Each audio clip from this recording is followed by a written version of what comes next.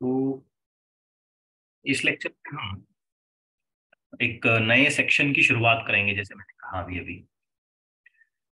हालांकि as per text book जो chapter है हमारा, उसे हम साउंड ऐसी हेडिंग दे रहे हैं, लेकिन एक्चुअली यहाँ पे हम लोग बिगिन करते हैं with the understanding of waves.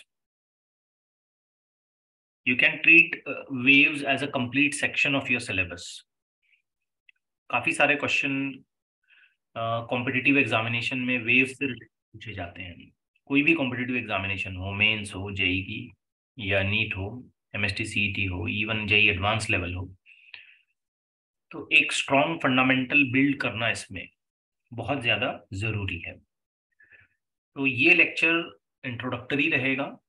इसमें बहुत सारी बेसिक बातें मैं आपको बताऊंगा और एक ऐसा फाउंडेशन या एक ऐसी बेसिक्स हम तैयार करेंगे या तैयार करने की कोशिश करेंगे कि जिस पर हम इस पूरे चैप्टर को या इस पूरे सेक्शन को समझ सकें। तो let's start with this unit. Waves ये बड़ा ही यूनिक सा कंसिडरेशन होता है, बड़ा ही यूनिक सा एक बिहेवियर कह लो या एक अरेंजमेंट कह लो होता है। किसी भी मीडियम में, आसानी से अगर समझने की मैं बात करूं तो किसी भी मीडियम में जब हम डिस्टरबेंसेस क्रिएट करते हैं, उस मीडियम को डिस्टर्ब करते हैं, उसे मूवमेंट देते हैं, और वो डिस्टरबेंसेस अगर पीरियोडिक तरीके से हम करवा दें, ऑसिलेटरी तरीके से अगर हम उन डिस्टरबेंसेस को करवा दें, तो जो एक अरेंजमेंट वहां निकल करके आता है उसे वेव कहा जाता है। अब मैंने यहाँ पे तीन वर्ड्स का इस्तेमाल किया वेव्स को समझाने के लिए। मैंने तीन वर्ड्स यूज किए। नंबर एक, डिस्टरबेंसेस। नंबर दो, पीरियोडिक। और नंबर तीन, ऑसिलेटरी। ये तीन वर्ड्स मैंने यूज किए और मैं ये कहता हूं कि ये तीनों जब किसी एक जगह पर होने लगते हैं, एक अरेंजमेंट में ये तीनों चीजें एक साथ होती हुई नजर आती हैं, तो जो पैटर्न वहां बनता है, जो सीक्वेंस वहां बनता है, वो हमें नजर आता है। हम उसे वेव्स को, ओके, जैसे एक सिंपल से एग्जांपल से मैं समझाने की आपको कोशिश करता हूँ। मान लेते हैं कि एक रोप है, रस्सी, स्ट्रिंग। अब आपने उस स्ट्रिंग को ऑसिलेट करवाना शुरू किया। You started giving a jerk, movement देना आपने शुरू किया उसको। तो ये जो ऑसिलेशंस आप दे रहे हो, ये जो मूवमेंट्स आप दे रहे हो, इसकी वजह से रोप के स्ट्रक्चर में डिस्टरबेंसेस आते हैं, उसकी स्ट्रक्चर में कुछ बिगाड़ आता है। और वो इस तरीके से आता है कि वो पीरियोडिक है, बराबर एक के बाद एक के बाद एक के बाद एक पर्टिकुलर टाइम पीरियड को फॉलो करते हुए ये डिस्टरबेंसेस बनते हैं। तो इफेक्टिवली हम ये देखते हैं कि रोप पर कैसा अरेंजमेंट बनता हुआ नजर आया, एक वेव का। समझ रहे हो बात? Yes sir. यस। तो जब कभी भी किसी भी जगह पर अगर हम वेव्स की बात करते हैं ना, तो बेटा याद रखो तीन चीजें वहां पर हो रही होती हैं। डिस्टरबेंसेस, मतलब उस मीडियम में, उस जगह पर हम किसी तरीके के डिस्टरबेंस क्रिएट करेंगे, किसी तरीके के मूवमेंट्स क्रिएट करने की कोशिश करेंगे, किसी तरीके फील्ड्स को कम ज्यादा करने की कोशिश करेंगे। ओके, तो मूवमेंट्स करना या किसी को कम ज्यादा करना, इसको हम कहेंगे डिस्टरबेंसेस। नंबर एक, ये डिस्टरबेंसेस हम रैंडमली नहीं करेंगे, आड़े टेढ़े किधर भी कैसे भी कर रहे हैं ऐसे नहीं करेंगे, इसको ऑसिलेटरी तरीके से करवाएंगे। मतलब अप डाउन, आगे पीछे आगे पीछे, ठीक है, to and fro type of motion, oscillatory disturbances. और ये जो ऑसिलेटरी डिस्टरबेंसेस होंगे, ये भी हम कोशिश करेंगे कि पूरी तरीके से पीरियोडिक हों। पीरियोडिक हो मतलब एक टाइम पीरियड को फॉलो करें। ऐसे नहीं कि मैंने अब डिस्टर्ब कर दिया, अब मैं 15 मिनट के लिए खामोश बैठा हूं, कुछ नहीं, फिर मेरा मन बोला, फिर मैंने डिस्टर्ब किया, फिर एक दो तीन बार डिस्टर्ब किया, फिर मैं खामोश हो गया। ऐसे नहीं, मैं कंटिन्यूटी के साथ लगातार एक पर्टिकुलर टाइम को फॉलो करते हुए ये डिस्टरबेंसेस को क्रिएट कराऊंगा। तो जो स्ट्रक्चर मेरे सामने बनेगा, जो डिस्टरबेंसेस का पैटर्न मेरे सामने बनेगा, उस पैटर्न को हम कॉल करते हैं वेव्स। ठीक है। अब क्वेश्चन हमारे सामने ये आता है कि अगर हम वेव किसी तरीके से बना दें तो उसका आउटकम क्या है, क्या मिलेगा हमें, या हम वेव्स को क्यों बनाएं। तो इसका आंसर बड़ा सिंपल है। जिस किसी जगह पर हम वेव्स को बनाते हैं, फॉर्म करते हैं, प्रोपोगेट कराते हैं, चलाते हैं वेव को, वहां एक्चुअल में हम एनर्जी का ट्रांसफर कर रहे होते हैं, एनर्जी को एक जगह से दूसरी जगह आगे कैरी कर रहे होते हैं। तो वेव बनाने का मकसद, उसका इंटेंशन ये होता है कि हम एनर्जी को एक जगह से दूसरी जगह को ट्रांसफर कर पाए। ठीक है। अगर एनर्जी ही ट्रांसफर नहीं हुई तो वेव बनाने का कोई फायदा नहीं। वेव हमने बनाया ही इसीलिए था कि एनर्जी को हम एक जगह से दूसरी जगह भेज सके। तो किसी भी टाइप की वेव हो, किसी भी वे में वेव बनाया गया है, हम ये ऑब्जर्व करते हैं कि वेव कैरीज एनर्जी। वेव जो है वो एनर्जी को कैरी करते हैं। नंबर 2, जब वेव एनर्जी को कैरी करते हैं तो साथ साथ वेव मोमेंटम को भी कैरी करते हैं। वेव ऑल्सो कैरीज मोमेंटम, ये बात याद रखिए। अक्सर यहाँ थोड़ा सा मिसअंडरस्टैंडिंग होती है कि वेव मोमेंटम कैरी करते हैं कि नहीं। हाँ बिल्कुल, वेव के जरिए हम मोमेंटम को कैरी कर सकते हैं, हम मोमेंटम भी ट्रांसफर कर सकते हैं। तीसरी बात, वेव के बनने और प्रोपोगेशन के प्रोसेस में कभी भी मैटर, मासेस एक जगह से दूसरी जगह ट्रांसफर नहीं होते हैं। याद रखिए, मासेस का ट्रांसफर नहीं होगा। तो इस बात को थोड़ा हम दोहराते हैं। वेव क्या ट्रांसफर करेंगी? Number 1, energy. Energy, very good. और क्या ट्रांसफर करेंगी? मोशन। और क्या ट्रांसफर करेंगी? मोमेंटम। मोमेंटम, शाबाश। लेकिन किस चीज को ये ट्रांसफर नहीं करेंगी? मासेस। मासेस को मैं मासेस बोल रहा हूं, लेकिन उसका एक्चुअल मीनिंग यहां पे लेना चाहिए हमें मैटर। एक्चुअल कोई पार्टिकल अपनी जगह छोड़ के इधर उधर नहीं जाएगा। हाँ, उन पार्टिकल्स पर वेव बनेगी, लेकिन पार्टिकल अपनी जगह ऑसिलेट करेगा, अपनी जगह छोड़ के नहीं जाएगा। I will give some examples. मैं आपको कुछ एनिमेशंस भी दिखाऊंगा आज के वेव एक्चुअली बनती कैसे है, कुछ लिमिटेड स्कोप में समझाने के हिसाब से मैं कुछ एनिमेशन आपको दिखा दूं। तो ओवरऑल बेटा मैंने यहाँ पे 6 अलग अलग एस्पेक्ट्स पर बात की। 6 एस्पेक्ट, गौर से सुनिए। वेव बनाने के लिए मुझे डिस्टर्बेंसेस क्रिएट करने होंगे। ठीक है, कुछ बिगाड़ मीडियम में या फील्ड्स में लाना पड़ेगा। फील्ड्स के जरिए भी वेव बनाई जा सकती है। याद रखिए, जैसे हम अब पढ़ चुके हैं ना ग्रेविटेशनल फील्ड, आगे सिलेबस में हम लोग पढ़ेंगे इलेक्ट्रिक फील्ड, मैग्नेटिक फील्ड। तो इनमें भी हम कुछ कम ज्यादा बिगाड़ लाते हैं, डिस्टर्बेंसेस करते हैं, तो यहाँ वेव बनाई जा सकती है। ये डिस्टर्बेंसेस जो हम क्रिएट कराएंगे, चाहे मीडियम में कराएं, मैटर पर कराएं, मासेस में कराएं या फील्ड्स में कराएं, ये कैसे होने चाहिए? तो आंसर है ऑसिलेटरी। ठीक है, कैसे होने चाहिए? ऑसिलेटरी। और अगली बात सबसे इंपॉर्टेंट, ये होने चाहिए पीरियोडिक। मतलब ये एक पर्टिकुलर टाइम पीरियड को फॉलो करते हुए बनाए जाने चाहिए। इनके जरिए हम, पॉइंट नंबर 4 कह रहा हूं मैं, इनके जरिए हम वेव बना के एनर्जी को ट्रांसफर करेंगे, मोमेंटम को ट्रांसफर करेंगे, और पॉइंट नंबर 6, इस पूरे प्रोसेस में कहीं भी हम मैटर का ट्रांसफर नहीं करेंगे।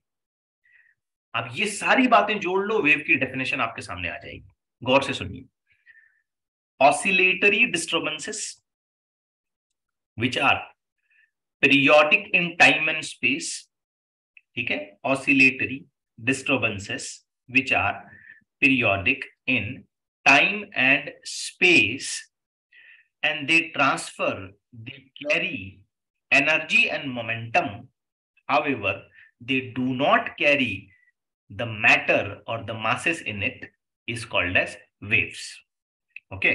अब मैं यहाँ इंटेंशनली लिख नहीं रहा हूं, मैंने मॉड्यूल तो दे रखा है आपको, उसमें सारे नोट्स, ये सारी बातें उसमें मौजूद होंगी, तो मैं कुछ चीजें लिख नहीं रहा हूं यहाँ पे। थोड़ा सा आप अपने माइंड पर थोड़ा जोर डालें कि मैं क्या कह रहा हूं, उसे पकड़ने की कोशिश करिए। Oscillatory disturbances, periodic in time and space, carrying energy, carrying momentum, and do not carry any mass, do not carry any matter, are called as waves. Getting my point? Okay, जैसे मैं यहाँ पे एक छोटा सा एग्जांपल आपको देता हूं। सी दिस थिंग क्लियरली, इस चीज को जरा समझिए। सी दिस, ये स्क्रीन पर दिख रहा है आपके? Yes sir. तो ये एक पूरी स्ट्रिंग है, मान लें ये पूरी जो है ना, ये एक स्ट्रिंग है। यहां इस ऑसिलेटर की हेल्प लेके मैं क्या कर रहा हूं, इसमें डिस्टर्बेंसेस को क्रिएट कर रहा हूं। तो आप देख रहे हैं कि ये पूरी स्ट्रिंग जो पहले सीधी हुआ करती थी, अब उसमें ऐसा बिगाड़ आ रहा है, उसमें ऐसे शेप में चेंजेस आ रहे हैं। लेकिन आप एक बात नोटिस करिए कि कोई पार्टिकल अपनी जगह से आगे नहीं गया है। अब जैसे इस ग्रीन वाले पार्टिकल को ले लीजिए, तो ये ग्रीन वाला पार्टिकल क्या कर रहा है, ये लगातार अपनी ही जगह पर ऊपर नीचे ऑसिलेट कर रहा है। क्या ऐसा हुआ कि ये पार्टिकल अपनी जगह छोड़ के आगे गया? नहीं। ये जो स्ट्रक्चर फाइनली हमको मिलता हुआ नजर आ रहा है ना, इस पूरे स्ट्रक्चर को हम क्या नाम देंगे? हम इसे क्या कॉल करेंगे? वेव कॉल करेंगे। मैं बहुत बहुत स्लो चल रहा हूँ, बिल्कुल इत्मीनान से सारी बातें मैं आपके सामने रख रहा हूँ। ये बड़ा सेक्शन है, इसमें कुछ भी हमारा मिस नहीं होना चाहिए, याद रखिए। बहुत इंटरेस्टिंग चैप्टर होने वाला है ये। तो हमने ऑसिलेटरी डिस्टर्बेंसेस क्रिएट करा दिए, पीरियोडिक है टाइम में और स्पेस में। टाइम और स्पेस की पीरियोडिसिटी पर मैं आगे फिर बात करूंगा। हम ये देखते हैं कि ये एनर्जी को ट्रांसफर करता है एक जगह से दूसरी जगह, मोमेंटम को ट्रांसफर करेगा एक जगह से दूसरी जगह, लेकिन कोई भी पार्टिकल, कोई भी मैटर अपनी जगह छोड़ के आगे नहीं जाएगा। तो ये वेव बन गई। एक और एग्जांपल मैं आपको देता हूं, देखिए ध्यान से, इस सिचुएशन को देखिए, स्क्रीन पे दिख रहा है आपके। सोल्जर्स को इंस्ट्रक्शन दिए हैं कि बस अपनी जगह पे वो उठ बैठ करें। तो देखिए इनके हेड्स को देखिए, वेव बनती हुई नजर आ रही है। Yes sir. हेड्स को देखिए तो वेव बन रही है। अब हालांकि देखो, कोई सोल्जर अपनी जगह छोड़ के आगे या पीछे कहीं नहीं गया। There is no actual movement of the particle front और बैक, ऐसा कुछ नहीं हुआ। सिर्फ क्या हुआ, ऊपर नीचे ऐसे अपनी जगह पर वो ऑसिलेट कर गया, वेव बन गई। तो मैं खास यहां इस बात को एम्फसाइज करना चाहता हूं कि पार्टिकल अपनी जगह पे ऑसिलेट करेगा, ठीक है। वो अपनी जगह छोड़ के किसी दूसरे प्लेस पर, किसी दूसरी जगह पर माइग्रेट नहीं करेगा, मूव नहीं करेगा, हटेगा नहीं, वो सिर्फ अपनी ही जगह पर वो ऑसिलेट करेगा। तो इसका साफ साफ इंडिकेशन हमें ये मिलता है कि वेव बनने के प्रोसेस में कहीं भी मैटर का ट्रांसफर नहीं होता है। वेव अपने साथ मैटर आगे लेके नहीं जाती है, सिर्फ एनर्जी आगे लेके जाएगी, वो मोमेंटम आगे लेके जाएगी, और मैटर बस अपनी जगह पर ऑसिलेट करेगा। क्लियर हो गई बात? Yes sir. ठीक है। अब वेव के होने के अपने कुछ प्रॉपर्टीज हैं, वेव की अपनी कुछ इंडिविजुअल आइडेंटिटीज हैं। जैसे कि मैं कुछ प्रॉपर्टीज को आपके सामने रखता हूं एक एक करके, ठीक है, कैरेक्टरिस्टिक्स के नाम, वन बाय वन हम इस पर थोड़ा थोड़ा बात करते हैं, बाकी आप इसको याद कर लें बाद में। So these are some of the conditions of the waves. Module में आप देखें तो आपको ये सारी बातें मिल जाएंगी। जैसे फॉर्मेशन ऑफ वेव क्या करता है, तो आंसर काफी साफ है, आप यहां देख सकते हैं कि फॉर्मेशन ऑफ वेव से हमें ऑसिलेटरी डिस्टर्बेंसेस क्रिएट होके मिलेंगे। ये बिल्कुल साफ साफ लिखा हुआ है, जो कि पीरियोडिक होंगे टाइम में और स्पेस में। अब यहां हमें इस बात पर थोड़ा सा समझना होगा कि टाइम की पीरियोडिसिटी क्या है और स्पेस की पीरियोडिसिटी क्या है। देखो, अगर मैं ये कहता हूं कि यहां पर एक वेव सेट हो गई है, जरा ध्यान से देखना, ओके। मैं ये कहता हूं कि यहां पर एक वेव सेट हो गई है, like this like this like this like this, ऐसी एक वेव बनने वाली है। अब बेटा इसमें यहां से मैं शुरू करता हूं, ठीक है, ये एक ऑसिलेशन में पूरा करके यहां एक वेव में पूरी कंप्लीट कर लेता हूं। फिर मैं दोबारा शुरू करता हूं और एक ऑसिलेशन पूरा करके एक वेव को कंप्लीट कर लेता हूं। तो ध्यान से देखिए कि इस वेव के बनने का स्पेस कितना है और अगली वेव के बनने का स्पेस कितना है। तो क्या ये स्पेस सेम है? यस। अगर हर एक अगली वेव इक्वल स्पेस में बनती जाती है तो उसे ही हम कहते हैं पीरियोडिक इन स्पेस। स्पेस यानी कि सेम जगह लेना, एक ही वेव, दूसरी वेव, तीसरा उसका पोर्शन, चौथा, पांचवा, छठा, जो भी अगला हिस्सा बनेगा वो एग्जैक्टली सेम स्पेस लेता जाएगा। ऐसा नहीं होगा वेव में, कभी हम ऐसा नहीं देखेंगे कि पहला पोर्शन बहुत बड़ा, फिर छोटा बना, फिर बहुत बड़ा बना, फिर पता नहीं कुछ भी बन गया। This is not the situation. ये वेव नहीं हो सकती, वो सिर्फ डिस्टर्बेंसेस हो जाएंगे। ओके, उसे हम पक्का वेव नहीं कह सकते। तो वेव की कंडीशन है कि वो स्पेस में पीरियोडिक होती है, मतलब हर एक वेव जितना स्पेस लेगी वो सेम होगा, हर एक पोर्शन ऑफ अ वेव जो स्पेस लेगा वो एग्जैक्टली सेम होगा। अब यहां एक और वर्ड आया है, periodic in time. Periodic in time का मतलब ये कि अगर हम चेक करते हैं कि ये एक ऑसिलेशन पूरा होने के लिए कितना टाइम लगा और ऐसा ही एक अगला ऑसिलेशन पूरा होने के लिए कितना टाइम लगा, तो हम क्या ऑब्जर्व करेंगे कि ये हमेशा सेम टाइम लेगा। तो हम कहते हैं periodic in time because it is taking same time for each oscillation. हम कहते हैं periodic in space because it is taking equal space for every possible wave further carrying. Okay, so that's why we also say waves are doubly periodic. Wave की periodicity दो level पर है, time में भी और स्पेस में। अगली बात बड़ी सिंपल है, वेव एनर्जी को कैरी करती है और ये एक पॉइंट से दूसरे पॉइंट एनर्जी को ट्रांसफर करेगी। मैटर का कोई ट्रांसफर नहीं होगा। मोमेंटम भी वेव ट्रांसफर कर सकती है। वेव्स आर डबली पीरियोडिक, मैं इस पे बात कर चुका हूं टाइम और स्पेस में।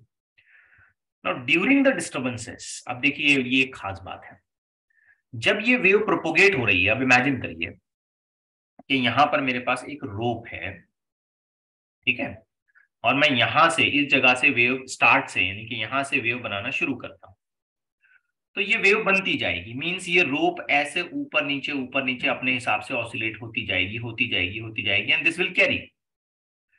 जस्ट इमेजिन करिए कि यहां जो रोप का हिस्सा है वो तो इंतजार कर रहा होगा ना कि मेरे पास एनर्जी आई तो मैं ऑसिलेट करूं।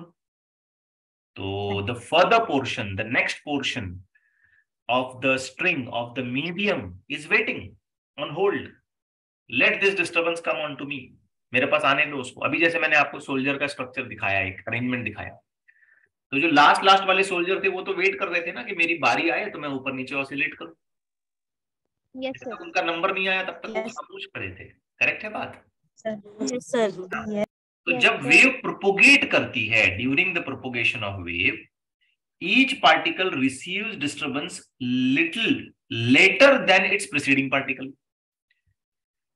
हर अगला पार्टिकल अपने पिछले पार्टिकल के मुकाबले में डिस्टर्बेंसेस को थोड़ा सा लेट रिसीव करता है। ठीक है, अब जैसे एक नंबर का सोल्जर ऑसिलेट हुआ, 10 नंबर का सोल्जर अभी वेट कर रहा है, एक के बाद दो, दो के बाद तीन, तीन के बाद चार, फिर पांच, फिर छह, ऐसा करते करते 10 तक पहुंचेगा, तो उसे तो लेट मिला है ना। फिजिक्स Yes, में sir. इस चीज को हम एक प्रॉपर्टी से समझने की कोशिश करते हैं, इसे हम कॉल करते हैं फेज डिफरेंस। भाई कितना लेट मिला, कब मिलेगा, कौन से फेज पर कितने टाइम के बाद इसका नंबर आएगा कि ये ऑसिलेट करे। तो वेव में फेज डिफरेंस एक बड़ा इंटरेस्टिंग फैक्ट होता है। ये हमें ये समझाता है कि कौन सा पार्टिकल कब कहां कौन सी हालत में ऑसिलेट कर रहा है क्या नहीं कर रहा है, अभी उसका नंबर आया क्या नहीं आया। तो ये आगे पीछे जो हो रहा है होता है ना, लेट आएगा, लेट पहुंचेगा, अभी मेरा नंबर नहीं आया या अभी आने वाला है, इसके बाद मेरा नंबर आएगा तो मैं ऑसिलेट करूं। ये एक खास टर्म से हम समझते हैं, इस टर्म को हम क्या नाम देते हैं, फेज डिफरेंस। ठीक है, एक और बात, किसी भी वेव के बनने के प्रोसेस में दो वेलोसिटीज होती हैं। बड़ी इंटरेस्टिंग बात है ये, गौर से समझिए इसको। दो वेलोसिटीज होती हैं। एक वेलोसिटी ये होती है कि वेव कितनी तेजी से चली, वेव वेलोसिटी कहते हैं इसे। और एक वेलोसिटी ये होती है कि पार्टिकल कितनी तेजी से ऑसिलेट हुआ, इसे कहते हैं पार्टिकल वेलोसिटी। पार्टिकल का वेलोसिटी ऐसे हो रहा है और वेव की वेलोसिटी ऐसी हो रही है। दो तरीके की वेलोसिटीज किसी भी वेव के स्ट्रक्चर में या वेव के फॉर्मेशन में डिफाइन की जा सकती है। ये बात बड़ी अहम है, ये समझ में आई बात आपको? जैसे देखिए मैंने अभी आपको सोल्जर्स का अप डाउन दिखाया, तो सोल्जर कितने तेजी से ऊपर नीचे हुआ वो पार्टिकल वेलोसिटी कहलाएगी। सोल्जर के हेड्स के ऊपर जो वेव बनती गई थी ऊपर नीचे होने की वजह से, वो क्या कहलाएगी, Wave velocity. Any wave in any type जब भी वो फॉर्म होगी तो याद रखिए उसमें दो डिफरेंट वेलोसिटीज को डिफाइन किया जा सकता है। वेव वेलोसिटी मतलब ओवरऑल वेव कितनी तेजी से एनर्जी को लेकर के आगे जा रही है, वेव की वेलोसिटी। और एक पार्टिकल की अपनी खुद की वेलोसिटी है कि वो वेव बनने के प्रोसेस में कितनी तेजी से ऊपर नीचे या आगे पीछे हुआ था। सिंपल कहें तो कितनी तेजी से वो ऑसिलेट हुआ था। आ रहा है बेटा बात समझ में? Yes yes yes sir. अब इसमें एक बड़ी अहम बात होती है, वेव की जो वेलोसिटी होती है ना वो मीडियम पर डिपेंड करती है। इस पर मैं आगे जाके बात करूंगा। अब क्वेश्चन ये आता है कि अगर हम वेव बनाना चाहते हैं किसी भी मीडियम में, अगर हम वेव बनाना चाहते हैं कि भाई रस्सी पे, वाटर के सरफेस पे, एयर में, किसी रबर के स्ट्रक्चर पर, किसी मेटल की वायर पर, किसी रोप पर, अगर मुझे वेव बनाना है तो फिर मीडियम में कौन कौन सी प्रॉपर्टीज होनी चाहिए? बेटा मीडियम में 4 प्रॉपर्टीज की रिक्वायरमेंट होती है। सबसे पहली प्रॉपर्टी है कंटिन्यूटी। मीडियम कंटिन्यू चाहिए। अब रस्सी एक जगह से दूसरी जगह तक पूरी होनी चाहिए तभी तो उस पर वेव चल के जाएगी। बीच में अगर वो गैप है, रोप पर गैप है बीच में, या बीच में कोई आई में से लैग आ चुका है, स्पेस खाली रह गया है, तब तो वेव जाना इम्पॉसिबल है। तो मीडियम की सबसे पहली प्रॉपर्टी क्या है? कंटिन्यूटी। नंबर 2 मीडियम की सबसे इंपॉर्टेंट प्रॉपर्टी जिसके लिए वेव, जिसके जरिए वेव बनाई जा सकती है, वो है इलास्टिसिटी। बड़ी इंपॉर्टेंट है क्योंकि वेव बनाने के लिए हमको मीडियम में डिस्टर्बेंसेस करने हैं। अब मीडियम तुम एकदम रिजिड लेकर के आ गए, न हिल रहा न डुल रहा, उसके अंदर कुछ भी चेंजेस नहीं आ रहे, या तुम मीडियम इतना सॉफ्ट लेके आए, इतना सॉफ्ट लेके आए कि एक बार उसका शेप चेंज करे तो उन्हें परमानेंटली चेंजेस हो रहा, दोबारा सीधा नहीं हो रहा। अब एक रस्सी पे अगर मैं वेव बना दूं तो रस्सी सीधी हो जाती है, वेव जाना बंद हो गई तो। लेकिन अगर यही रोप की बजाय अगर मैं कोई ऐसा मीडियम लेके आ जाऊं जिसको ऐसे टेढ़ा कर दिया मैं, तो टेढ़ा ही हो गया हो, तो वेव आगे कैसे बढ़ेगी? इसका मतलब यह है कि मीडियम में क्या चीज चाहिए? इलास्टिसिटी। वेव निकल जाने के बाद मीडियम अपने हालत में वापस आना चाहिए ताकि उस पर दूसरी वेव फिर भेजी जा सके। तो सेकंड अहम प्रॉपर्टी जो होती है वेव के बनने या उसके चलने के लिए, वो होती है इलास्टिसिटी। तीसरी सबसे अहम प्रॉपर्टी उसकी चाहिए, रिक्वायरमेंट, नेसेसिटी, वो है इनर्शिया। इनर्शिया का यहां कुछ इस तरीके से मतलब हमें लेना चाहिए कि वेव बनाने के लिए हम मीडियम को एनर्जी देते हैं। अब मीडियम ने क्या करना चाहिए उस एनर्जी का? तो मीडियम ने उस एनर्जी को अपने अंदर एक्सेप्ट कर लेना चाहिए, और ना सिर्फ एक्सेप्ट करके होल्ड करना चाहिए बल्कि उसको कैरी फॉरवर्ड करना चाहिए। ये जो मीडियम का बिहेवियर है कि वेव बनाने के प्रोसेस में जो एनर्जी मीडियम को दी जाए, मीडियम उसे एक्सेप्ट करेगा और उसे कैरी करेगा, उसे आगे फॉरवर्ड करेगा, उसे होल्ड या स्ट्रकअप नहीं कराएगा। तो इस प्रॉपर्टी को यहां कहा जाएगा inertia. Getting the point? Yes sir. और लास्टली सबसे इंपॉर्टेंट बात, लास्ट बट नॉट लीस्ट जिसे कहेंगे, फ्रिक्शन या रेजिस्टेंस नहीं के बराबर होना चाहिए। मतलब ये कि अगर आपने मान लीजिए मीडियम को एनर्जी दी कि भाई चलो वेव सेट करें, ऐसे ऐसे हम जर्क करने लग गए, मीडियम ने एनर्जी तो ली, लेकिन एनर्जी लेने के बाद उसने उस एनर्जी को खत्म कर दिया, रेजिस्टेंस की वजह से रुकावट आ गई, हमारी एनर्जी आगे कैरी ही नहीं हो सकी, तो कोई फायदा नहीं। तो कोई भी मीडियम जब वेव के फॉर्मेट में मॉडिफाई किया जाए तो उसमें ये 4 चीजें चाहिए कंपल्सरीली, उसमें ये 4 नेसेसिटीज जिसे कहेंगे ना हम, नेसेसरी प्रॉपर्टीज जो हम कह सकते हैं, वो उसके अंदर होनी चाहिए। Can you just read it out? क्या क्या है? कंटिन्यूटी, मीडियम लगातार कंटिन्यूअस होना चाहिए। मीडियम इलास्टिक होना चाहिए क्योंकि हम उसमें चेंजेस लाने वाले हैं, तो उसे टेढ़ा मेढ़ा और वापस सीधा होना चाहिए, ठीक है। उसमें इनर्शिया होना चाहिए कि वो एनर्जी को ले और आगे फॉरवर्ड कर ले। और लास्टली उसके अंदर फ्रिक्शन या किसी भी किस्म का रेजिस्टेंस अगर है तो वो कम से कम होना चाहिए, बहुत अच्छा होगा कि अगर नहीं ही है। Getting my point? Yes sir. आगे एक छोटे से टॉपिक पर और बात करते हैं कि वेव का हम क्लासिफिकेशन कैसे करें। बहुत सारे टाइप की वेव्स पर हमें बात करनी है पूरे सिलेबस में, मैं बहुत धीरे धीरे इस पर बात कर रहा हूं, मैं एज गुड एज इसे काइंड ऑफ इंट्रोडक्टरी लेक्चर की तरह आपके सामने रख रहा हूं, बेसिक्स पर मैं ज्यादा जोर दे रहा हूं। ओके कोई इक्वेशन या कोई काइंड ऑफ कंडीशन अभी मैंने जिसे कहेंगे ना ये फॉर्मूला वो फॉर्मूला, अभी मैं फॉर्मूले पे नहीं आ रहा हूं, मैं थोड़ा सा माहौल तैयार करने की कोशिश कर रहा हूं कि हमें वेव्स डिटेल में पढ़ना है।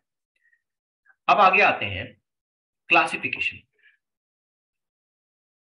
तो सिंपली मैंने एक चार्ट यहाँ पे सेट किया है, ध्यान से देखिए।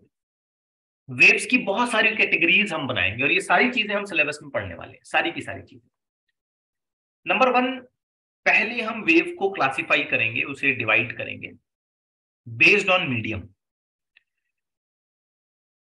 2 लेवल पर हम यहां वेव्स की क्लासिफिकेशन करते हैं। ऐसी वेव्स जिनके बनने के लिए, जिनके फॉर्मेशन के लिए और जिनके प्रोपोगेशन के लिए मीडियम चाहिए, और ऐसी वेव्स जिनके बनने या जिनके प्रोपोगेशन के लिए मीडियम नहीं चाहिए। हाँ, मीडियम का मतलब आप समझ रहे हो बेटा, मीडियम का क्या मतलब है? मीडियम का मतलब है वो जगह, वो स्पेस, वो चीज जिस पर हम वेव सेट करेंगे उसे हम मीडियम कहते हैं। ठीक है, जैसे हवा में वेव सेट कर दी तो हवा मीडियम हो गया, रस्सी पे हमने वेव सेट कर दी तो रस्सी मीडियम हो गई। ठीक है, पानी के सरफेस पे हमने वेव सेट कर दी तो पानी का सरफेस मीडियम हो गया। बात क्लियर हो रही है? Yes sir. तो बहुत सारी वेव्स ऐसी होती हैं जिनको बनाने के लिए, जिनको प्रोपोगेट करना मतलब वेव्स को आगे भेजना, वेव को आगे भेजने को हम कहते हैं इंग्लिश में प्रोपोगेशन। ओके, तो बहुत सारी वेव्स ऐसी होती हैं जिनको बनाने के लिए, जिनको फॉर्मेट करने के लिए, जिनको प्रोपोगेट करने के लिए हमें मीडियम चाहिए, वी नीड इट। तो ऐसी वेव्स को हम कॉल करते हैं मैकेनिकल वेव्स। कॉल करेंगे हम इनको मैकेनिकल। के लिए मीडियम चाहिए क्या नहीं चाहिए? चाहिए। एग्जाम्पल्स क्या हैं? वाटर के सरफेस पर बनने वाले रिपल्स, रस्सी पे बनने वाली वेव, साउंड, हम जो बात कर रहे हैं ये भी वेव्स है बेटा, साउंड। इसके लिए हवा चाहिए, एयर चाहिए, क्योंकि हम जो बात कर रहे हैं वो एयर में ट्रैवल करके आगे जा रहे हैं। ठीक है, तो ये सारी मैकेनिकल वेव्स होगी। लेकिन बहुत सारी वेव्स ऐसी भी होती हैं, ऐसी भी बहुत सारी वेव्स हैं जिनको बनाने के लिए, जिनके प्रोपोगेशन के लिए हमको मीडियम नहीं चाहिए, कोई जरूरत नहीं है मीडियम की। तो ऐसी वेव्स को हम कॉल करते हैं इलेक्ट्रोमैग्नेटिक। ध्यान रहे, इनको मीडियम नहीं चाहिए। एग्जाम्पल आप चौंकेंगे, light, heat, x rays, gamma rays, ठीक है, माइक्रोवेव्स, रेडियो वेव्स, ये इलेक्ट्रोमैग्नेटिक वेव्स हैं। देखो, सूरज से लाइट निकल के अर्थ पर आती है, तो सन से लेकर अर्थ तक दरमियान में तो कुछ भी नहीं है, स्पेस है। हमारा एटमॉस्फेयर तो कुछ 1000 किलोमीटर तक ही है, उसके बाद तो स्पेस ही है पूरा। तो कुछ भी नहीं था, कोई ऐसी चीज नहीं थी जिस पर वेव चल सके, लेकिन फिर भी लाइट हम तक पहुंची, फिर भी हीट हम तक पहुंची, फिर भी अलग अलग कैटेगरीज के माइक्रोवेव्स हम तक पहुंचे। इसका मतलब पता क्या चला, इन्हें मीडियम चाहिए क्या नहीं चाहिए? नहीं चाहिए। नहीं चाहिए। तो पहली कैटेगरी जो हम बनाते हैं बेस्ड ऑन मीडियम, कि भाई मीडियम चाहिए क्या नहीं चाहिए। अगर मीडियम चाहिए तो उन वेव्स को क्या कहा जाएगा? Mechanical waves. और मीडियम नहीं चाहिए तो उनको क्या कहा जाएगा? Electromagnetic waves. Second category, propagation of energy. ये बड़ा इंटरेस्टिंग डिवीजन है, इंटरेस्टिंग क्लासिफिकेशन है। हमारे यहाँ 12th में 2 चैप्टर्स हैं ये पूरे। तो प्रोपोगेशन ऑफ एनर्जी मतलब कुछ वेव्स ऐसी होती हैं, कुछ क्या ज्यादातर वेव्स ऐसी होती हैं, 99.99 समझ लीजिए, जो एनर्जी को एक जगह से दूसरी जगह कैरी करती हैं, एनर्जी को कैरी करती हैं। ऐसी वेव्स जो एनर्जी को कैरी करेंगी उन्हें कहा जाएगा प्रोग्रेसिव वेव्स। क्या कहा जाएगा उन्हें? Progressive waves. एनर्जी को कैरी करेंगी, यस, एनर्जी कैरी करेंगी, यस। लेकिन कुछ एक अरेंजमेंट ऐसा होता है, मैं इसे वेव तो नहीं कहूंगा, मैं कहूंगा कि कुछ एक अरेंजमेंट ऐसा होता है जहां नेट ट्रांसफर ऑफ एनर्जी हम किसी तरीके से कर देते हैं 0, मतलब एनर्जी का ट्रांसफर नहीं होता है। तो ऐसे अरेंजमेंट के जरिए बनने वाली वेव्स को हम क्या नाम देते हैं? Stationery waves. और सरप्राइजिंगली ये एनर्जी को कैरी नहीं करती है, एनर्जी को कैरी नहीं करेगी। याद रखिए, स्टेशनरी वेव्स अपने आप में खुद एक इंडिविजुअल वेव नहीं है, बल्कि वो एक अरेंजमेंट है। हम इसे क्लास 12th में और डिटेल में पढ़ेंगे। अब मुझे यहाँ थोड़ा सा रिवीजन की रिक्वायरमेंट लग रही है। ऐसी वेव्स जिनको प्रोपोगेट कराने के लिए, फॉर्मेट करने के लिए मीडियम चाहिए, क्या नाम? मैकेनिकल वेव्स, मीडियम नहीं चाहिए। Electromagnetic wave. मैकेनिकल वेव्स के एक एग्जांपल दे दो, चलो दो छोड़ो, एक एग्जांपल दे दो। साउंड, साउंड, सिंपल, चैप्टर का नाम साउंड, याद रखिए। इलेक्ट्रोमैग्नेटिक के एक दो एग्जांपल दे दो। लाइट, हीट, ठीक है। ऐसी वेव्स जो एनर्जी ट्रांसफर कर पाएंगी, प्रोग्रेसिव वेव्स। और ऐसे अरेंजमेंट ऑफ वेव्स जो एनर्जी को ट्रांसफर नहीं कर पाएंगी, स्टेशनरी वेव्स। अब और आगे आते हैं, vibration of the particle. Particle के साथ साथ मुझे और डिटेल में यहां लिखना चाहिए vibration of particle oblique field, ठीक है, क्योंकि वेव्स में फील्ड भी होते हैं, कभी कभी फील्ड को वाइब्रेट करा देते हैं हम लोग। इलेक्ट्रिक फील्ड वाइब्रेट हो रहा है, मैग्नेटिक फील्ड वाइब्रेट हो रहा है, ऐसे भी करा सकते हैं। बहरहाल वाइब्रेशन ऑफ पार्टिकल पर फिर दो कैटेगरीज है। अब जरा ध्यान से देखिए बेटा, सोचो कि मैंने एक वेव ऐसी बनाई, ये लाइक दिस ऐसी वेव चल रही है, ठीक है। तो ध्यान से देखो बेटा, इधर जा रही है वेव, ये हो गई वेव वेलोसिटी, और पार्टिकल ऑसिलेट हो रहा है ऐसे, ये हो गया पार्टिकल वेलोसिटी। आपको फॉर्मेट समझ में आया? वेव जा रही है इधर और पार्टिकल ऑसिलेट हो रहे हैं ऊपर नीचे। अभी जैसे मैंने आपको अभी एक रोप का एग्जांपल देके बताया था, ऐसा ऑसिलेटर ऊपर नीचे हो रहा था, वेव ऐसे आगे जा रही थी, सही है? Yes sir. अब बेटा इसमें ध्यान से देखो तो वेव की वेलोसिटी, ये वेव की वेलोसिटी और ये पार्टिकल की वेलोसिटी, ये आपस में कैसे नजर आए तुमको? परपेंडिकुलर। तो ऐसी वेव्स जिनमें वेव की वेलोसिटी और पार्टिकल की वेलोसिटी परपेंडिकुलर होती है, उसे हम कहते हैं ट्रांसवर्स। ट्रांसवर्स। तो यहां मैं बस परपेंडिकुलर ऐसे लिख देता हूं, ठीक है। कौन कौन परपेंडिकुलर होगा, आया समझ में? हाँ, वेव की वेलोसिटी और पार्टिकल की वेलोसिटी, वेव का प्रोपोगेशन और पार्टिकल का माइग्रेशन, माइग्रेशन तो नहीं कहेंगे, ऑसिलेशन, ये दोनों आपस में परपेंडिकुलर होने चाहिए, तो उसे हम कहते हैं ट्रांसवर्स वेव्स। और इसका बिल्कुल उल्टा इमेजिन करिए। मान लेते हैं, समझाने के लिए तुमको मैं एक एग्जांपल देता हूं कि मेरे पास एक ऐसी स्प्रिंग है, ठीक है, स्प्रिंग ऐसी। अब इस स्प्रिंग को मैं ऐसे जर्क लगा देता हूं, झटका दे देता हूं, तो ये स्प्रिंग ऐसे ऐसे ऐसे ऐसे ऐसे ऐसे हो रही है। करेक्ट है? दिख रहा है आपको वीडियो में, स्क्रीन पे? तो इसमें बेटा वेव भी इधर गई, ये चली वेव, और ध्यान से देखो तो स्प्रिंग के लूप्स जो है वो भी ऐसे आगे पीछे हो रहे हैं, है ना? Yes sir. ऐसे ऐसे ऐसे सोचो। तो इसमें ध्यान से देखो तो वेव की वेलोसिटी और ये पार्टिकल की वेलोसिटी कैसी नजर आई? पैरेलल। शाबाश, वेरी गुड। तो अगर ये सिचुएशन हमें मिलती है तो हम इसे कौन सी वेव्स कहेंगे? Longitudinal waves. लॉन्गिट्यूडनल कह लीजिए, लॉन्जिट्यूडनल कह लीजिए, एनीवेज इट इज करेक्ट। तो यहाँ पर मैं बस लिख देता हूं कि ये पैरेलल होती हैं, जिसमें वेव वेलोसिटी और particle velocity parallel in consideration होती है। नहीं समझ आया सर? क्या नहीं समझा इसमें? तो हम यहाँ वेव का क्लासिफिकेशन कर रहे हैं बेस्ड ऑन पार्टिकल कैसे वाइब्रेट हो रहा है। इस वेव को ध्यान से देखिए, ठीक है, मैं कोशिश करता हूं, हालांकि मैंने बहुत सिंप्लीफाई कर दिया अभी। इस वेव को ध्यान से देखिए, इसमें वेव ऐसे राइट की तरफ जा रही है, ये वेव ऐसे चल रही है, लेकिन पार्टिकल अपनी जगह पर ऐसे ऊपर नीचे हो रहा है। तो वेव की वेलोसिटी और पार्टिकल की वेलोसिटी कैसी नजर आई? परपेंडिकुलर। ऐसी वेव्स जिनमें वेव की वेलोसिटी और पार्टिकल की वेलोसिटी परपेंडिकुलर होती है, उसे हम क्या नाम देंगे? Transverse waves. अब यहाँ मैंने एक स्प्रिंग का एग्जांपल लिया, मान लो स्प्रिंग को ऐसे जर्क देके छोड़ दिया, तो ये स्प्रिंग ऐसे ऐसे ऑसिलेट हो रही है, इमेजिन करते हैं, ठीक है।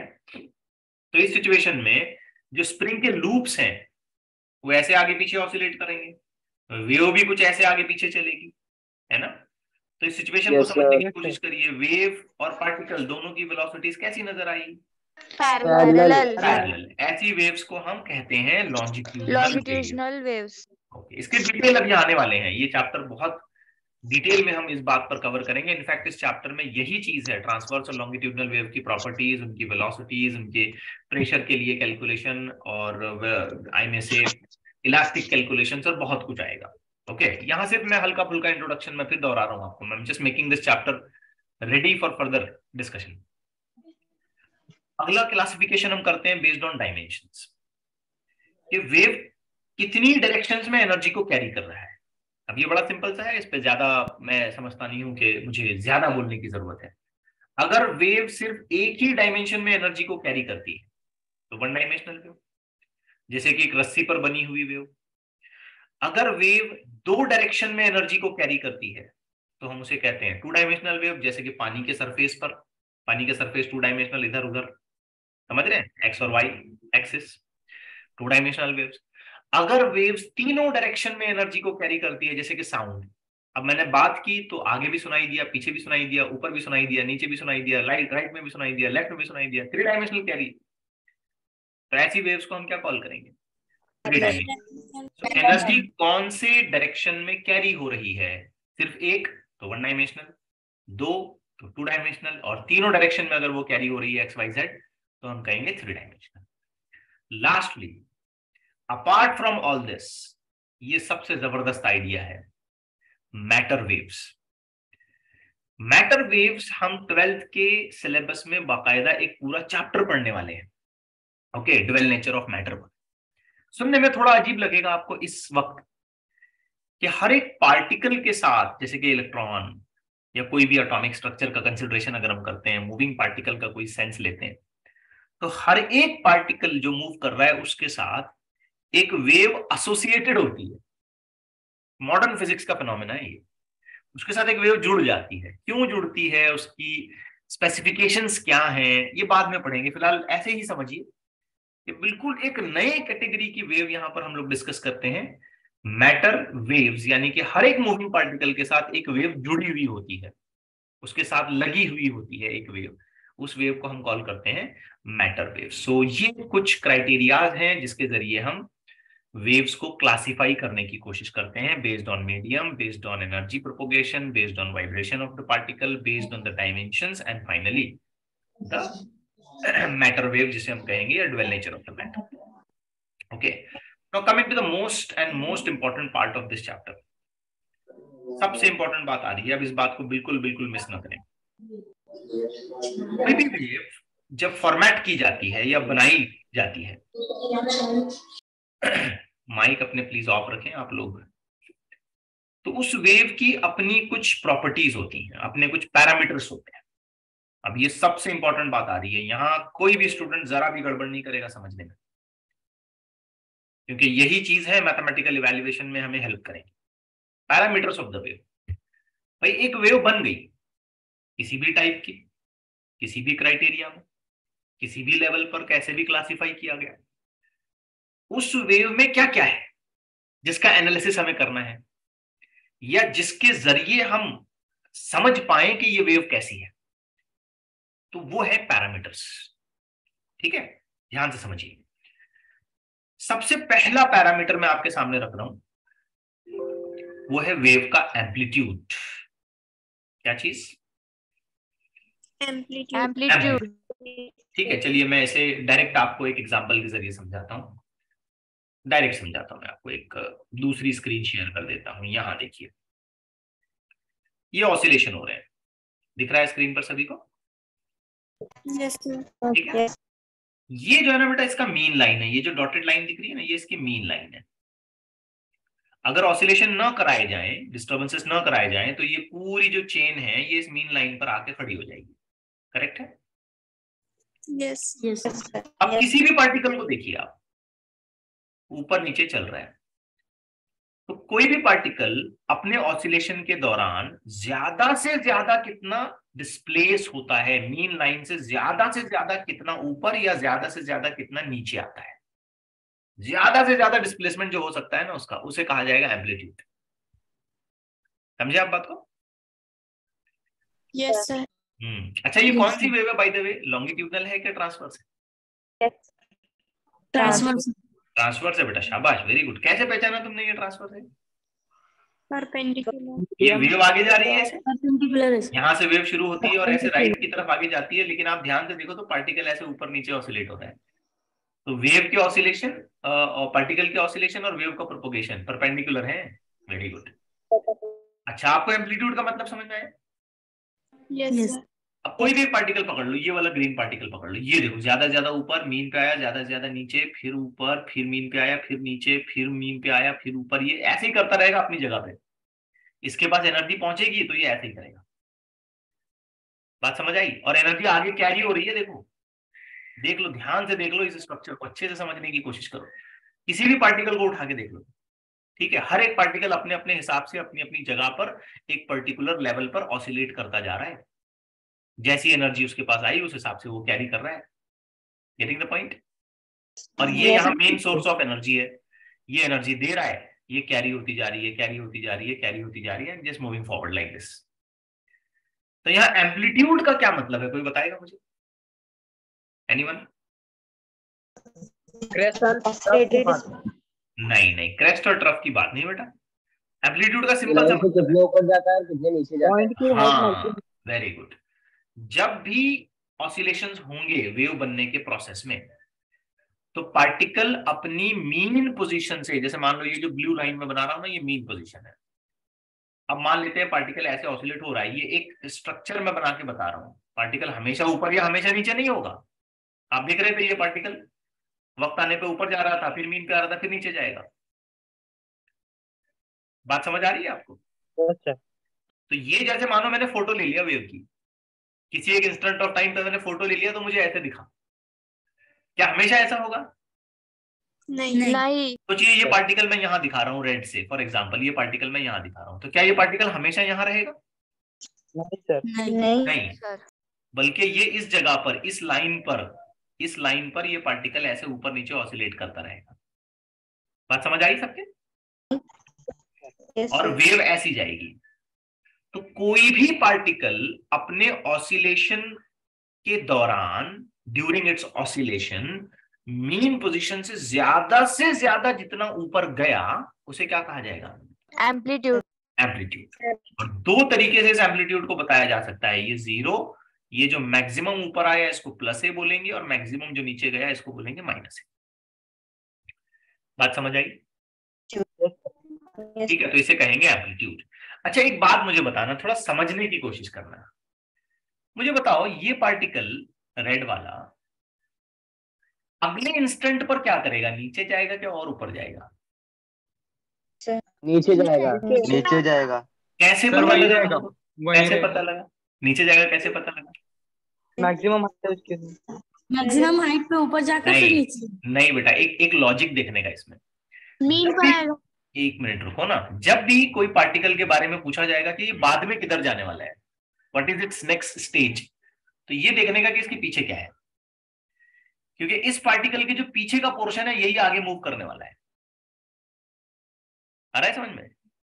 नहीं समझा। नहीं समझा? देखो ये जो मैंने बताया ना, ये वेव का एक फोटो है। वेव तो हो नहीं सकती है, वेव तो रुकी हुई नहीं रहती ना, वेव तो चल रही होती है। Yes sir. ये एक वेव की इमेज है, इमेज उसका एक फोटो है, एक स्नैपशॉट है, उसका एक सेल्फी ले लिया मान लो हमने वेव का। तो जिस वक्त मैंने सेल्फी लिया उस वक्त ऐसे दिख रहा था मुझे। क्या ये चीज हमेशा ऐसी ही रहेगी? नहीं सर। नहीं, ये मूवमेंट करने वाली है, ये पार्टिकल आगे पीछे मूव करेगा। अब जैसे मान लेते हैं यहां मैंने एक पार्टिकल चॉइस कर लिया, यहां ये रेड डॉट मैंने लगाया ना, ये पी पार्टिकल मैंने चॉइस किया, और ये ग्रीन जो एरो मैं दिखा रहा हूं इससे वेव ऐसे आगे जा रही है, ऐसा इमेजिन करूंगा मैं। तो इमेजिन करो या मुझे सोच के बताओ, समझ के बताओ कि ये पार्टिकल पी जो है क्या इस लाइन पर ऊपर नीचे मूव करने वाला है?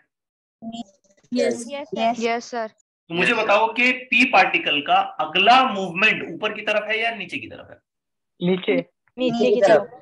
गलत जवाब, गलत है, सोचो। ये वेव राइट की तरफ आगे जा रही है, तो पी के पीछे वाला हिस्सा पी के पास पहुंचेगा, पी के पीछे वाला हिस्सा पी के पास पहुंचेगा। पी के पीछे वाला हिस्सा कैसा है? ऊपर की तरफ वाला है, तो ये हिस्सा आगे आएगा। ये पूरा का पूरा स्नैपशॉट आगे बढ़ाओ ना तुम ऐसा। ये टिपिकल बात है बहुत, अगर ये तुम समझ गए तो चैप्टर आसान हो जाएगा। ये जो इमेज है ना इसको तुम आगे बढ़ाओ, आगे खींचो ऐसा, मतलब थोड़ी देर के बाद ये वाला हिस्सा पी तक आएगा, ये वाला पोर्शन। Yes sir. तो क्या पी को ऊपर उठना पड़ेगा? Yes sir. हाँ हाँ सर। बात आ रही है ना समझ में? तो बताओ फिर अगला मूवमेंट पी का क्या होगा, ऊपर की तरफ या नीचे की तरफ? ऊपर। ऊपर की तरफ होगा। शाबाश। अब मान लो मैंने यहां एक पार्टिकल ले लिया क्यू, तो सोचने समझने वाली बात है कि क्यू पार्टिकल जो है ना इस लाइन पे ऑसिलेट करेगा। बहुत सारे बच्चे परेशान होंगे जो मैं कह रहा हूं। अब क्यू का अगला मूवमेंट क्या होगा? नीचे जाएगा, नीचे। नीचे जाएगा। नीचे जाएगा। शाबाश। क्यों क्यों नीचे जाएगा? उसका पिछला पार्टिकल तो क्यू से पहले जो है, क्यू से पहले ये हिस्सा है और ये हिस्सा क्यू के पास आने वाला है। समझे नहीं समझे? Yes sir. हाँ, तो ये हिस्सा जब क्यू के पास पहुंचेगा तो क्यू को इधर आना पड़ेगा, ये यहां जहां मैंने रेड डॉट पकड़ा है कर्सर, वहां आना पड़ेगा क्यू को। यस तो सर। फिलहाल क्यू ऊपर है और क्यू को अगर यहां आने का है तो उसकी अगली जो मोशन की सिनेरियो होगी वो नीचे की तरफ होगी। Yes sir sir. अगर पार्टिकल वेव के ऊपर है तो वेव के साथ ऊपर नीचे होगा ना? हाँ बिल्कुल। अब ये पी पार्टिकल की मैं बात करूं ना तो सिर्फ पी पार्टिकल ऐसे ऊपर नीचे होगा। चलो मैं तुमको फिर एक बार समझाता हूं, ठीक है? फिर एक बार, ये जो मैं आपके सामने दिखा रहा हूं ना, ये बड़ी काम का एग्जाम्पल है। अब इसको रुका नहीं सकते, मजबूरी है।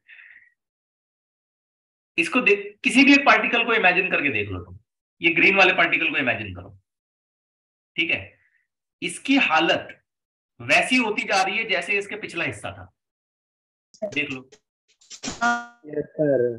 देखो, ये देखो, ये पिछला हिस्सा ऊपर, ये ऊपर उठा, ये पिछला हिस्सा नीचे, नीचे गया, ये ऊपर उठ रहा है, ये नीचे नीचे आ रहा है, ये और ऊपर गया। आ रहा है समझ में? अब इस पार्टिकल को देखो बेटा, ये सिर्फ इस लाइन पर ऊपर नीचे कर रहा है, ये सिर्फ इस लाइन पर ऊपर नीचे करेगा, इस लाइन पर ऑसिलेट कर रहा है वो, मूव नहीं कर रहा है वो, डिस्प्लेस नहीं हो रहा है, छोड़ के आगे नहीं जा रहा है, माइग्रेट नहीं हो रहा है, सिर्फ इस लाइन पर वो क्या करता जा रहा है? अप डाउन ऊपर नीचे। अप डाउन कर रहा है, यानी कि ऑसिलेट हो रहा है। Yes sir. तो अगर इसे अप डाउन करना है, ऑसिलेट करना है, आप इमेजिन करो ये वेव ऐसी चल रही है, मैंने फोटो निकाली, तो डायग्राम तो मैं वैसे ही बनाऊंगा जैसी फोटो निकली। तो क्या वो पार्टिकल हमेशा उधर ही रहेगा? क्या मूव करना पड़ेगा ना उसको? नहीं सर। यस। उसको तो मूव करना पड़ेगा, ठीक है? क्लियर हो रहा है? एग्जाम्पल समझ में आ रही है बात? हाँ सर। तो मैं फिर एक बार तुमसे यहां पूछता हूं, इस पार्टिकल का फर्दर मोशन किधर एक्सपेक्टेड है? ऊपर ऊपर की तरफ। और इस पार्टिकल का? नीचे की तरफ। नीचे की तरफ। अच्छा, अगर आप इतनी चालाकी से ये बात समझ पा रहे हो तो मुझे ये बताओ कि अगर मैंने पार्टिकल यहां ले लिया, यहां पार्टिकल एस, कहां एक्सपेक्टेड है उसका मोशन? ऊपर सर। सोच के बोलो, ऊपर। समझ पाओगे तुम? तो इस पार्टिकल के पास क्या आने वाला है ये देखो, क्या गुजर गया ये मत देखो, क्या आने वाला है? क्या आने वाला है? क्या ये पहुंचने वाला है इसके पास? यस। Yes sir. यस तो सर। जब ये डिस्टरबेंस इसके पास पहुंचेगा तो इस पार्टिकल को ऊपर ही तो ले जाएगा। Yes sir. पक्की बात? समझा सर। यस। अच्छा बताओ, ये वाला पार्टिकल कहां जाएगा? नीचे। नीचे। इस पार्टिकल के पास क्या पहुंचने वाला है? क्या पहुंचने वाला है? ये ट्रफ पहुंचेगा इसके पास। नीचे की वेव। यस, नीचे की वेव। ट्रफ कहते हैं इसे, आप लोग 9th-10th में पढ़ चुके होंगे, इसे ट्रफ कहते हैं। तो ये पहुंचेगा इसके पास। तो जब इस पार्टिकल के पास ये हिस्सा वेव का पहुंचेगा तो इसे नीचे आना पड़ेगा वेव के साथ चलने के लिए। Yes sir. Yes sir. तो हर पार्टिकल क्या करता है, अपने हिसाब से ऐसे ऑसिलेशन करता जाता है, और ड्यूरिंग ऑसिलेशन वो जितना ज्यादा से ज्यादा डिस्प्लेस होता है उस चीज को क्या कहेंगे हम लोग? एम्पलीट्यूड। तो ये एम्पलीट्यूड की डेफिनेशन होगी। अब आते हैं सेकंड टर्म, ठीक है? बड़े इंपॉर्टेंट टर्म्स हैं यहां, तुम्हारे वेव दिमाग में वेव अच्छे से बैठ जाएगी, इसलिए ध्यान से सुनना। मैं जानता हूं मैं स्लो चल रहा हूं बहुत, लेकिन जरूरी है। दूसरा जो टर्म हमें क्लियर करना है वो है वेव लेंथ।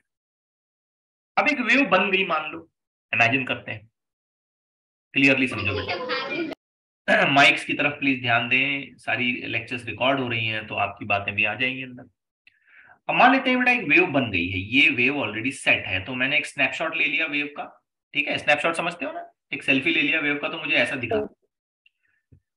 अब पार्टिकल्स हम कहते हैं ये क्रेस्ट में है, ये ट्रफ में है, ये मीन पॉइंट पर है, ये भी मीन पॉइंट पर है, सो ऑन ऐसे। अब बेटा मैं देखता हूं कि ये पार्टिकल और ये पार्टिकल ये सेम स्टेट ऑफ मोशन में है, सेम स्टेट में है ये, देखो same state, exactly mean position, और इन दोनों पार्टिकल के बाद क्रेस्ट और क्रेस्ट ही चल रहा था। Yes sir. या मैं कहता हूं कुछ हद तक कि ये पार्टिकल और ये पार्टिकल ये दोनों भी कैसी स्टेट ऑफ मोशन में है, सेम स्टेट ऑफ मोशन में है। ये रेड वाले पार्टिकल मैं लगा देता हूं यहाँ। या मैं कहता हूं कि ये वाला पार्टिकल और ये वाला पार्टिकल ये भी सेम स्टेट ऑफ मोशन में है। बट ध्यान से देखो, ये पार्टिकल और ये वाला पार्टिकल भी सेम स्टेट ऑफ मोशन में है। यस इसको देखो ध्यान से और इसको भी देखो ध्यान से, सेम स्टेट ऑफ मोशन है। इसके बाद वही चीज आने वाली है जो इसके बाद आने वाली है। यस तो दो कॉन्जिक्यूटिव पार्टिकल, दो एक के बाद ऐसे, एक के बाद एक ऐसे पार्टिकल जिनकी स्टेट ऑफ मोशन सेम है, अगर हम इन पार्टिकल्स के बीच का डिस्टेंस गिन लें, जैसे ये और ये इन पार्टिकल के बीच का डिस्टेंस गिन लें, जैसे ये और ये, इन दोनों के बीच का डिस्टेंस गिन लें, जैसे ये और ये, इन दोनों के बीच का डिस्टेंस गिन लें, जैसे ये और ये, इन दोनों के बीच का डिस्टेंस गिन लें, तो इसी डिस्टेंस को हम क्या कॉल करते हैं, wavelength, and that is represented by a symbol of lambda. Lambda. कई बार बच्चों को गलतफहमी होती है, स्टूडेंट्स ऐसे बोलते हैं, सर ये सिर्फ इतना वेवलेंथ होता है। कई बार ऐसे बोलते हैं स्टूडेंट, ऐसा नहीं, ये भी सही है, लेकिन एक्चुअल डेफिनेशन क्या है उसकी, wavelength is the distance between two consecutive particle, consecutive मतलब एक के बाद एक आने वाले particle, which are in the same state of motion, एक जैसी हालत में मौजूद दो पार्टिकल्स के बीच का गैप, एक जैसी हालत में मौजूद दो पार्टिकल्स के बीच का डिस्टेंस अगर तुमने गिना तो उस डिस्टेंस को हम क्या कहेंगे, वेवलेंथ। क्लियर हुआ? यस। अब वेवलेंथ बड़ी सिंपल सी चीज है, चूंकि ये लेंथ है तो इसका यूनिट मीटर बनेगा। और ऐसे भी याद रखो, वेव की लेंथ, एक वेव कितनी लंबी है, एक वेव कितना स्पेस ऑक्यूपाई करती है, एक वेव कितनी लेंथ में आती है, उसे कहा जाएगा वेवलेंथ। ठीक है, ऐसा नो? यस एक और चीज आती है जो कभी कभी रेयरली काम में आएगी, हमारी बोर्ड्स की एग्जामिनेशन में पूछी जाती है महाराष्ट्र के यहाँ पर, वेव नंबर। अगर हम वेवलेंथ का इनवर्स कर लें, उल्टा कर दें उसको, 1 अपॉन लैम्बडा निकाल दें, तो जो भी वैल्यू बन के आएगी उसे कहा जाएगा wave number. Okay, clear? Yes. अब दो और टर्म पर बात करते हैं बेटा, वेव के बारे में बड़े खास हैं ये। एक होता है टाइम पीरियड और एक होती है फ्रीक्वेंसी। ठीक है, one of them is time period and another of them is frequency. बड़ा सिंपल है, देखो ये ऑसिलेशन हो रहा है, हो रहा है नहीं हो रहा है ऑसिलेशन, ऐसे वेव्स बनती जा रही है। तो एक वेव बनने के लिए, एक ऑसिलेशन को पूरा करने के लिए जितना भी टाइम लगेगा उसे हम क्या कॉल करेंगे, टाइम पीरियड। एक ऑसिलेशन पूरा होना, खाली पार्टिकल एक बार ऑसिलेट करना है। अब जब पार्टिकल ऐसा एक बार ऑसिलेट करेगा ना, तो उतने टाइम में ऐसी एक वेव सेट हो जाएगी। तो एक ऑसिलेशन पूरा करने के लिए जितना भी टाइम लगता है उसे क्या नाम देंगे, टाइम पीरियड। अब इसका बिल्कुल उल्टा करते हैं, एक सेकंड में कितने ऑसिलेशन हुए, अगर हमने ये गिना एक सेकंड में कितने हुए, तो उसे हम क्या बोलेंगे, फ्रीक्वेंसी। फ्रीक्वेंसी का मतलब गौर से समझिए, number of oscillation completed in 1 second. 1 second. एक सेकंड में 10 बार ऑसिलेट हुआ, एक सेकंड में 50 बार ऑसिलेट हुआ तो फ्रीक्वेंसी 50, एक सेकंड में 1000 बार ऑसिलेट हुआ तो फ्रीक्वेंसी 1000, एक सेकंड में एक ही बार ऑसिलेट हुआ तो फ्रीक्वेंसी 1। अब देखो दोनों एक दूसरे के उल्टे पुल्टे हैं। टाइम पीरियड मतलब क्या, एक ऑसिलेशन पूरा होने कितना टाइम लग रहा, उसको टाइम पीरियड बोलेंगे। एक सेकंड में कितने बार ऑसिलेट हो रहा, उसको क्या बोलेंगे, फ्रीक्वेंसी बोलेंगे। और दोनों एक दूसरे के इनवर्स फंक्शन होते हैं, याद रखिए, n is equal to 1/t। ठीक है, n frequency, t time period, n is equal to 1/t या t is equal to 1/n। Frequency का यूनिट होता है हर्ट्स। ठीक है, फ्रीक्वेंसी का यूनिट होता है hertz which is nothing but equal to second inverse. Clear हो गई बात ये? Yes sir. यहां हम एक और टर्म भी यूज करते हैं, हम इसे कहते हैं angular frequency. Angular frequency omega. I will just say to remember the formula for it. इसके बारे में डिटेल डिस्कशन हम लोग सर्कुलर मोशन वगैरह में करेंगे जब बात करेंगे तब। तो ओमेगा एंगुलर फ्रीक्वेंसी फॉर्मूला देखिए 2π/t या 2πn। याद रख पाएंगे? मैं फिर एक बार लिख देता हूं इसको। Omega is equal to basically 2πn, लेकिन n 1/t होता है, तो omega is also equal to 2π/t। इसका यूनिट अगर हम लगाते हैं तो इसका यूनिट बनता है रेडियन पर सेकेंड, एंगुलर फ्रीक्वेंसी। अब आते हैं मेन तीन चीजों पर। मेन तीन चीजें, वेव वेलोसिटी, ध्यान से समझना। Wave velocity, wave velocity v by formula can be written as v is equal to n lambda। अब ये फॉर्मूला बना कैसे? तो बेटा सिंपल सा फॉर्मूला लगाते हैं स्पीड का। Speed is equal to distance upon time. Simple formula लगाया मैंने। स्पीड को मैंने लिखा v। अब मुझे बताओ कि अगर एक वेव बनी तो कितना डिस्टेंस कवर हुआ? लैम्डा। सिंपल। एक वेव बनी तो कितना डिस्टेंस कवर हुआ? लैम्डा। एक वेव बनी कितना टाइम लगा? T। तो सही तो फॉर्मूला ये है v is equal to λ/t। लेकिन अगर इस फॉर्मूले को और ध्यान से देखा जाए तो मैं इसे ऐसे लिखता हूं 1/t मल्टीप्लाइड बाय लैम्डा। ये 1/t क्या होता है? Frequency lambda. तो ये बन गया तुम्हारा formula v is equal to n lambda. Clear? भूलना नहीं इस फॉर्मूले को। v is equal to n lambda बहुत काम का फॉर्मूला है।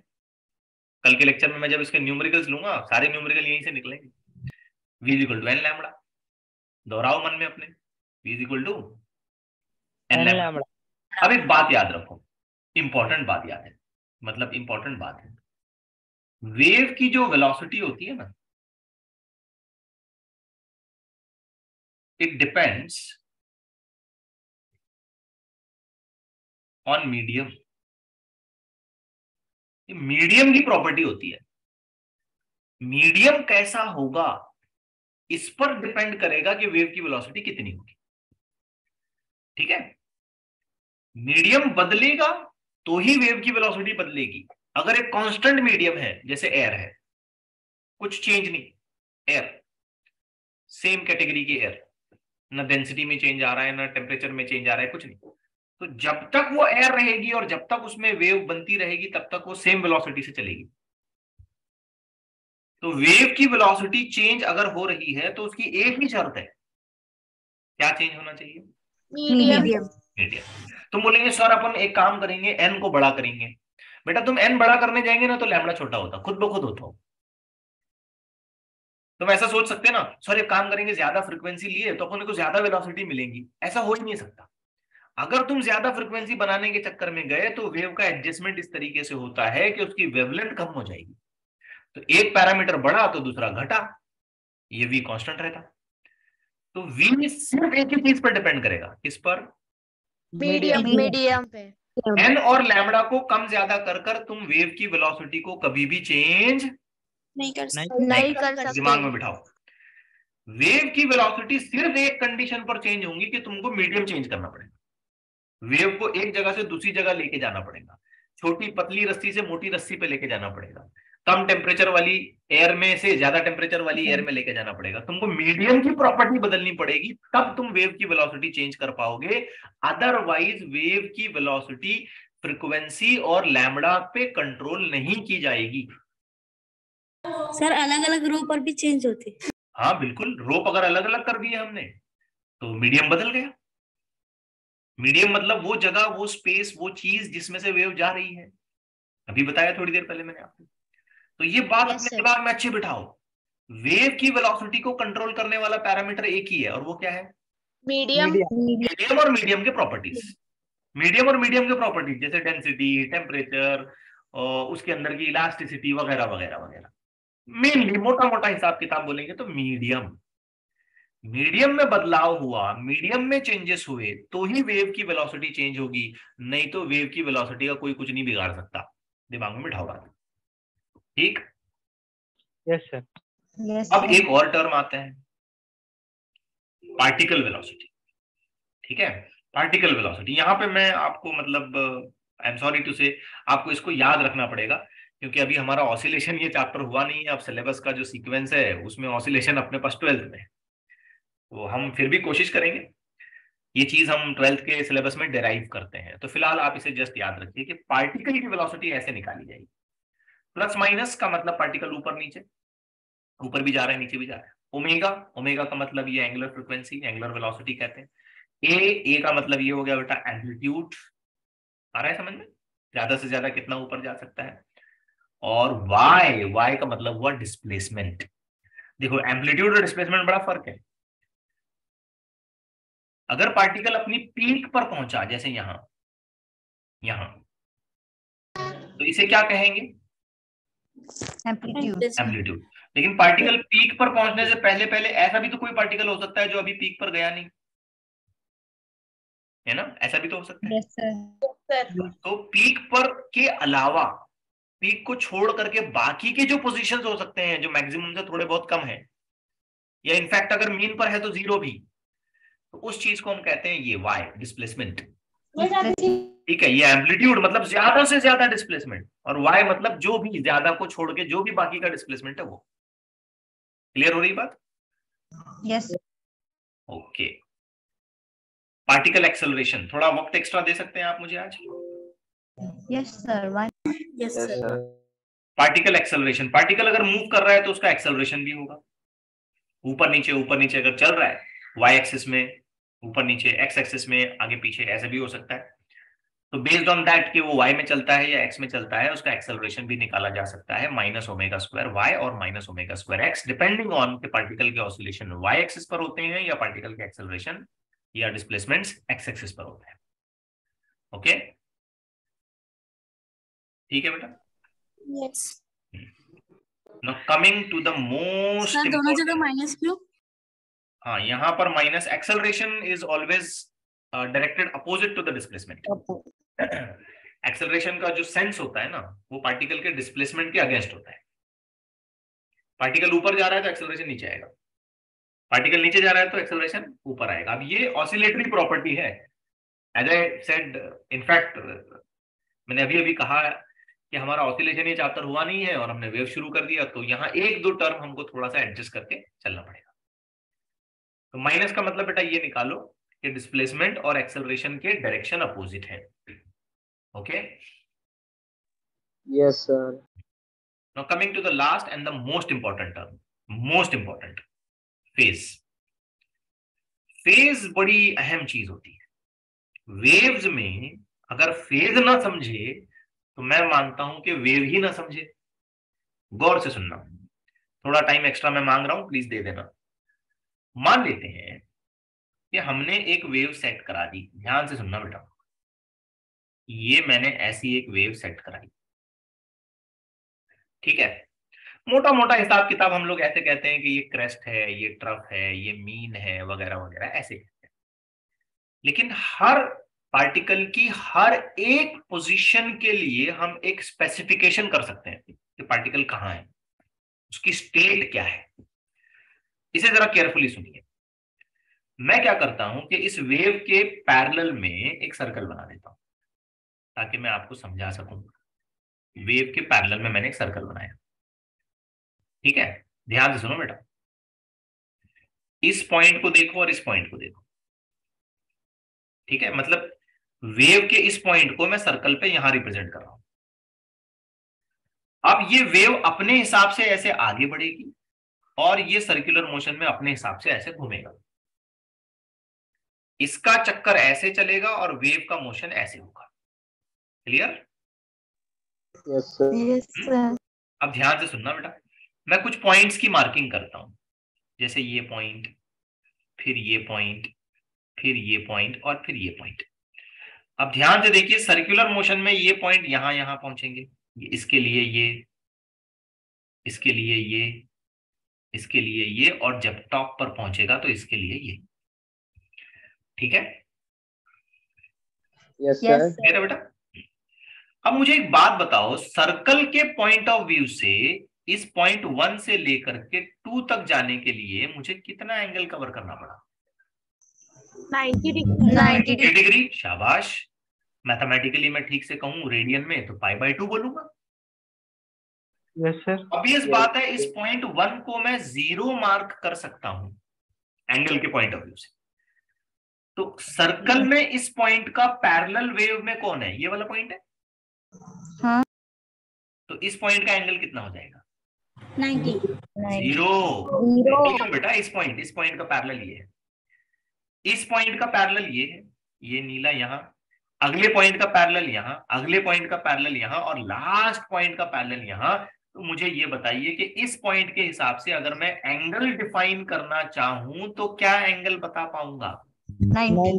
90। मतलब इस पर्टिकुलर पॉइंट को अगर मैं एंगुलर रिप्रेजेंटेशन देना चाहता हूं तो मैं कह सकता हूं पाई बाई 2।